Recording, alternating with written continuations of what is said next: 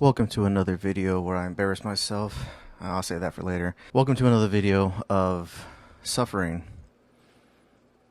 Welcome to another video where I discuss things, why we suffer. Some of you might say, well, Juan, everyone always messes with me. I never do nothing wrong. It's always someone that brings the suffering to me. And to that I say, really?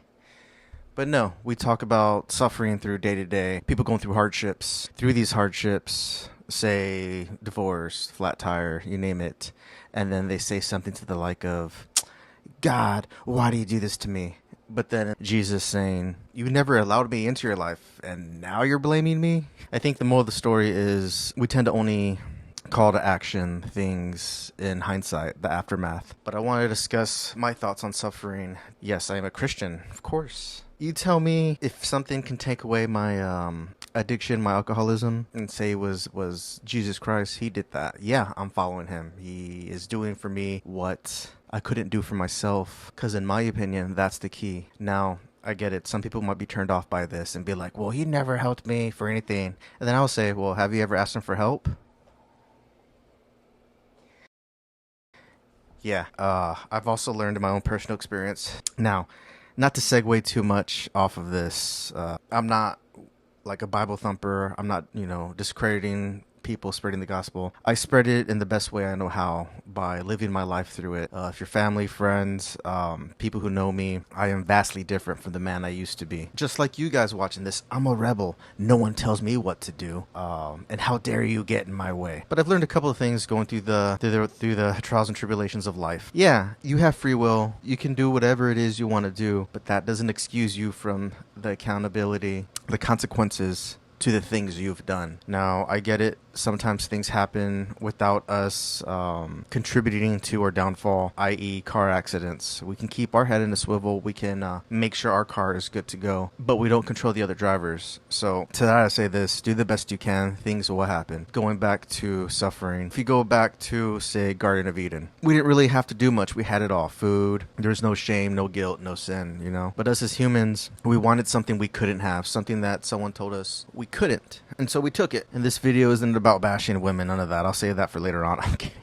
No, this is about men and women suffering. We did what we wanted to do, and so in that we had to face consequences. So I think God was kind of acting as a parent, said, you know what? You can do whatever it is you want to do, but you can't do it here. I love you so much, so I'm going to let you go out and go do it. And I'm always here if you want to come back. And so he did just that. Now it's like a kid leaving their parents' house.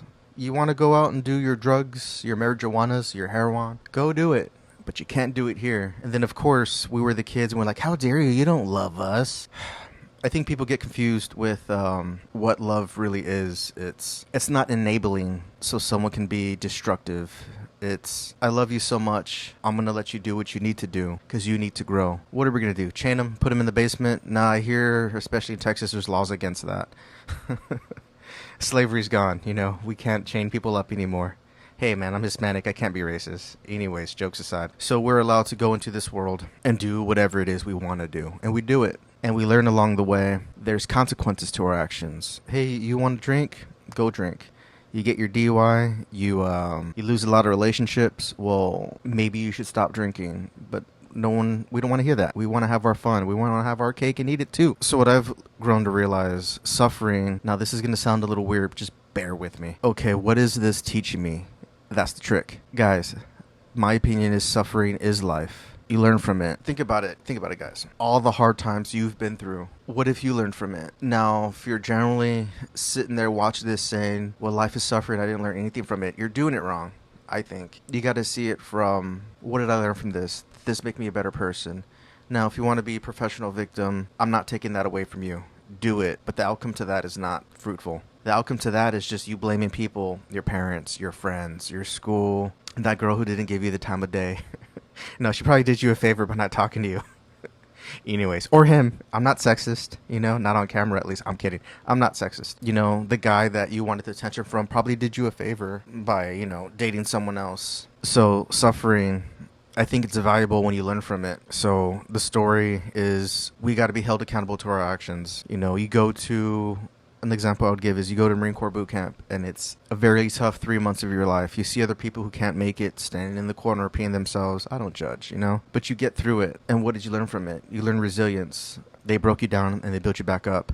I think essentially that's what life's trying to do. You can do whatever it is you want to do, and he won't stand in your way, because that'll get rid of your free will. So what he can do is let you learn on your own. We all have had someone, or ourselves, we're hard-headed. You can tell them, don't go out, don't go do this, don't do A, B, and C. And then that young person, it's probably a young person, is like, that was you. It's not going to happen to me. Now remember, when we're younger, we think we're going to live forever. And you can't tell me anything. I know everything. And I'm not really mad at those type of people, because in my 20s, you can't tell me anything. I know everything. It wasn't until life had to beat me down. I've hurt some people. For a lot of them, I made amends. A lot of them have forgiven me. Even for the ones who haven't forgiven me, that's fine. I control my side of the street. So I had to suffer through a lot of shame and guilt, especially when I got sober. Alcohol numbs all that to a degree. And then being sober for just about over 4 years, you learn to sit with those emotions. You analyze things you said, how they probably took it. And it's a slippery slope. You got to be careful, because you don't control how they react to what you said. I'm a firm believer in the saying, perception is reality. It sucks, but it is.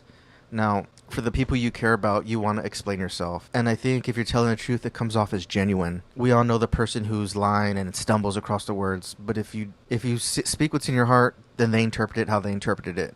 The ball's on their court. I refuse to live a life of, oh my God, what are they thinking about me? I don't control that. If I explain myself and they still feel some type of way, well, that burden's on them. I don't think they could ever say, well, he never talked to me about it. No, they did. You just didn't believe it, and that's your prerogative.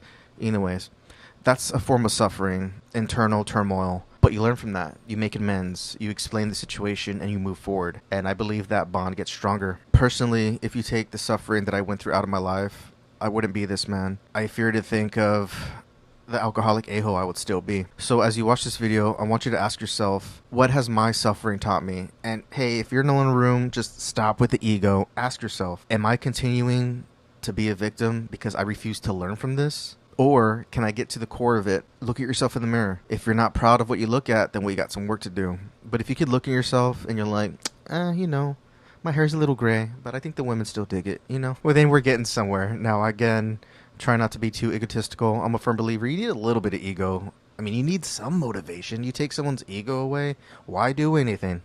I think to be a kind person, you have to be strong. And how do you do that? Accountability. You have to learn what suffering gives you. It's also a slippery slope. If you keep suffering for things you're doing, you need to adjust. You need to ask yourself, is what I'm doing worth it? One example I can give is, maybe a strained relationship with someone. Well, I'm waiting for them to call me. Well, they're not calling me, so I'm not calling them. We don't know what the other person's thinking, but this is clearly affecting you. So I think the best thing to do, the hardest thing to do, is reach out to them first. Yeah, it's a bit of suffering, having to swallow. I wouldn't say your pride, having to swallow. Well, I did nothing wrong. I get that. Then why do we feel this way? Send them a message, call them. I think if they rebuke that, block it, or scoff at it, now it's on them. You got your closure. You got what you needed to get out of that interaction. They don't want to talk to you. The burden's on them. And something funny happens once you do that. Doing that to the next person, misunderstanding, gets a little easier. You feel a little light. A load's off your chest, and you can go forward. So, suffering, I think it's needed. Show me someone with a life of leisure. What was that? I'll cry in my Ferrari. Yeah, okay. But then when you're done crying, you're still going to be sad. Driving fast nowhere alone. But yeah, that's all I have for now. I'll make something in a bit. So this is the part where I usually serenade you guys, but my throat's not feeling it today. I don't know. I've been singing a lot in the shower, knowing my family, so I'm going to do something a little different. I'm going to tell you guys a joke. So I got this from my dad. He told me one day. Anyways, here's the joke. So this lady walks into a bar, and she asks the barkeep, what kind of alcoholic drinks do you have for Good Friday? And the barkeep looks around and he thinks and he goes, wine. So the lady goes, what are you guys having for this religious holiday? Yeah. My dad's a funny guy. I love him. All right, guys. Until the next video. Bye.